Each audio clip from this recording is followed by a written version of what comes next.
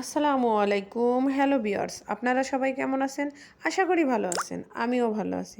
আজ আপনাদের দেখাবো বাবুর্চিরা কিভাবে চিকেন দম বিরিয়ানি রান্না করে। প্রথমে এই চিকেনগুলো ভালোভাবে কেটে পরিষ্কার করে ধুয়ে ভালোভাবে ভেজে নিয়েছি।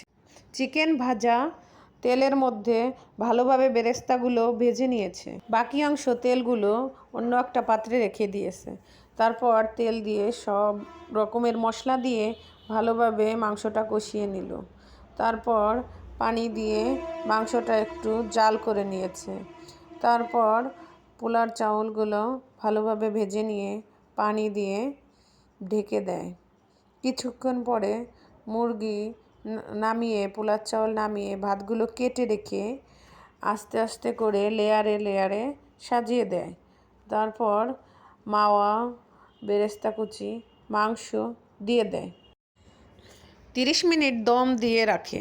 30 মিনিট অপেক্ষা করার পর ভাতগুলো আস্তে আস্তে একটি পাত্রে কেটে অবশিষ্ট ভাতগুলো আর মাংসগুলো লেয়ারে লেয়ারে সাজিয়ে দেয়।